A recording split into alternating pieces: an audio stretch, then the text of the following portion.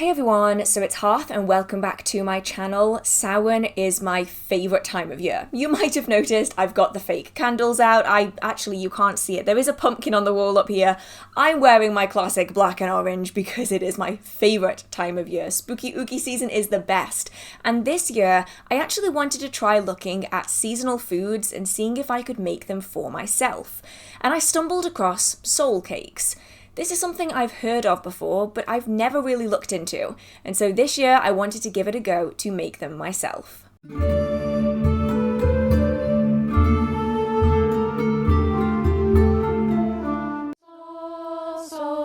Soul cake, please good mistress, our soul cake. Apple, pear, plum, or cherry, any old thing to make us merry. 1 for Peter, 2 for Paul, 3 for he who made us all. God bless the master. Now, soul cakes are a really interesting tradition, and they cross multiple different traditions. We see them in rhymes and stories, songs and poems dating back to the medieval period across Western Europe. And they cross over between paganism and Christianity, especially where the two belief systems frequently mingled. Soul cakes are just one small part of celebrations that many of us will carry out to this day.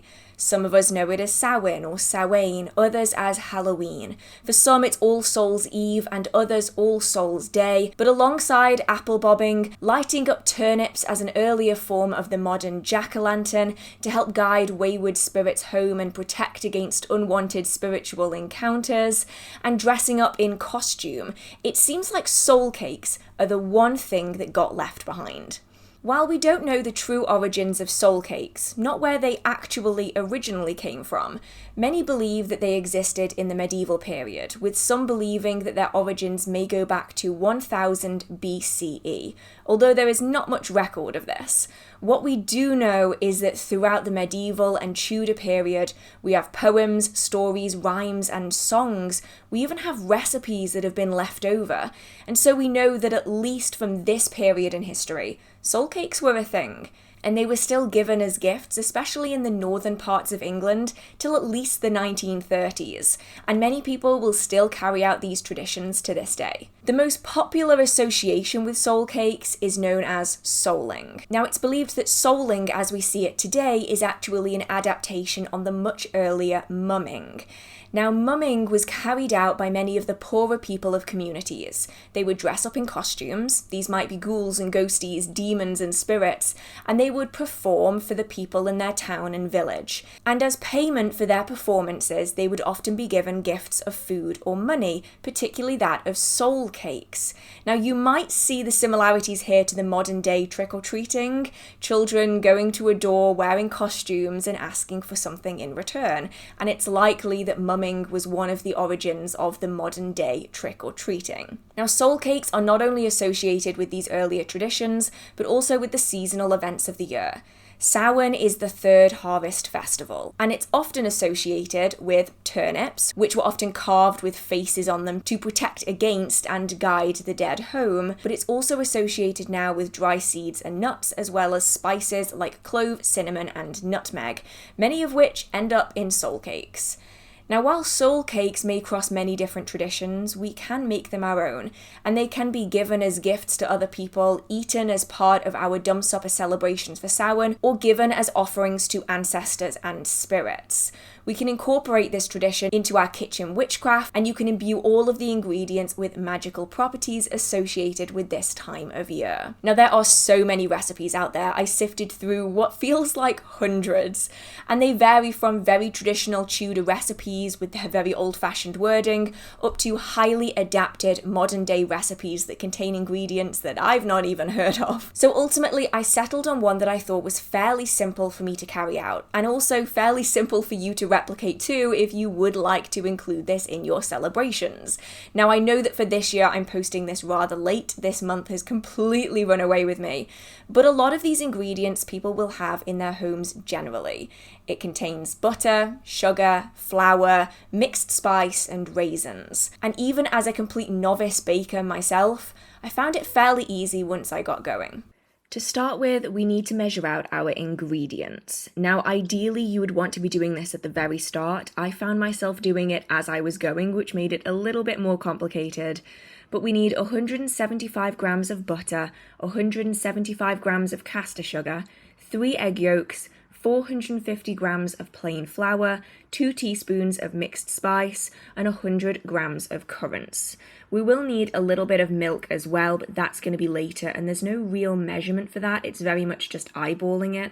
And I suppose if you wanted to, you could make this vegan as well or plant-based, but I'm not sure about the substitutions that you would need to make, so let me know if you've got any ideas. This recipe ended up making 2 baking trays worth of soul cakes. Now you can reduce the recipe, but you are going to have to bear in mind that 3 egg yolks is a little tricky to split in half, but it wasn't an unreasonable number of cakes. They aren't super sizable, so they are easy to just have with a cup of tea. While we're measuring out all of the ingredients, we've got the oven preheating. So it's at 180 degrees Celsius, that's around 375 degrees Fahrenheit, or gas mark 5.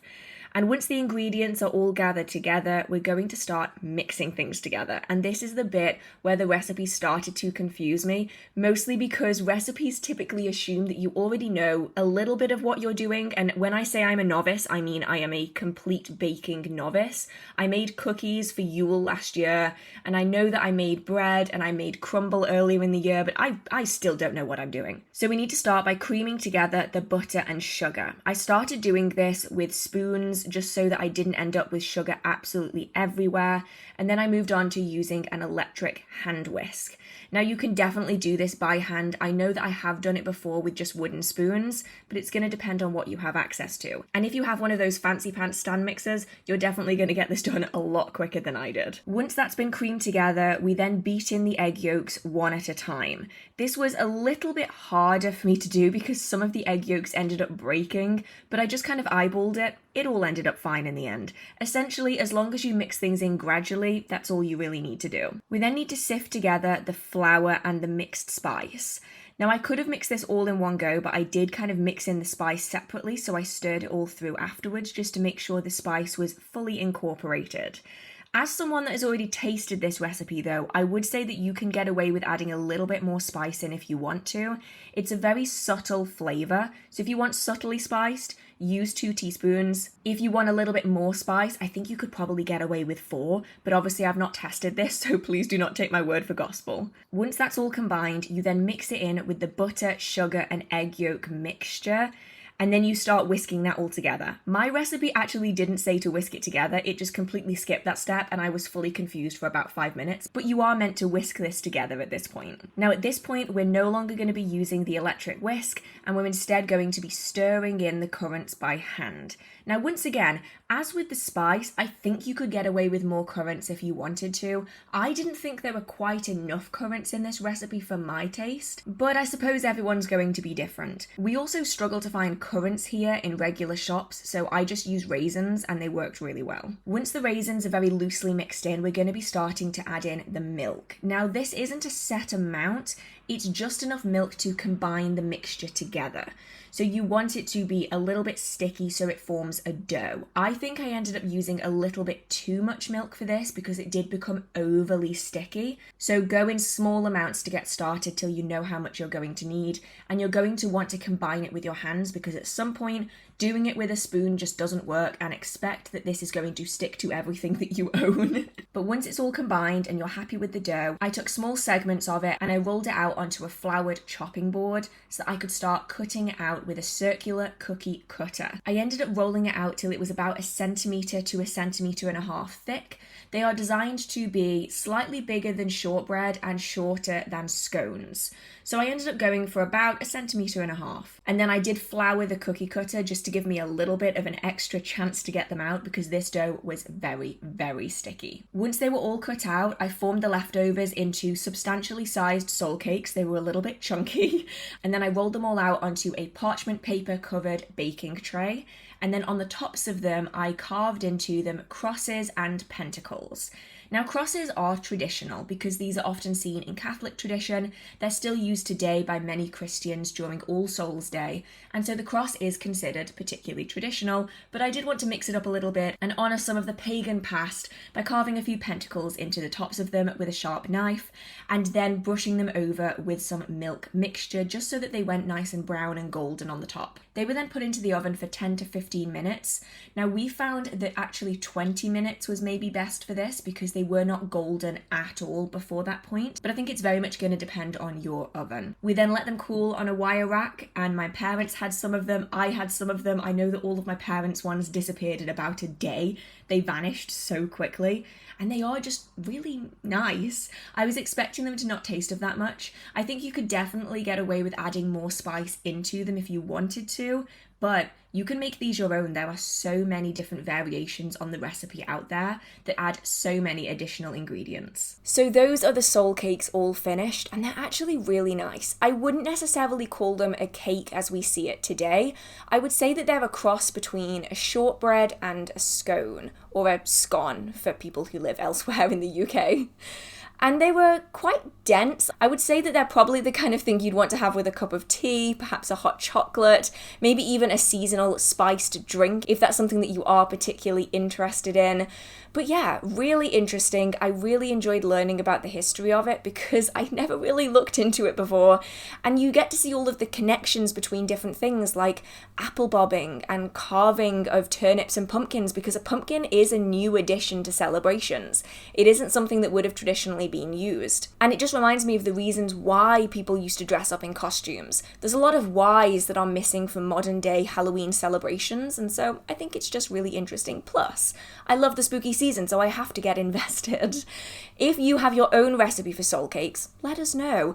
Is it different from this one? Do you use slightly different ingredients? You can add so many different things in. There are lots and lots of different varieties.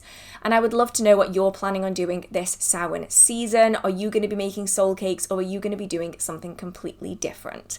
Let us know in the comment section. If you did enjoy this video, feel free to give it a like. It really means a lot to me. If you do have any questions or comments, feel free to put them down in the comment section. And if you do enjoy the magical content on this channel or in this video, feel free to hit subscribe. I try to post magical content every single week. So with that being said, I hope you're staying safe. I hope you have an amazing Samhain, and I will see you in the next video. Bye!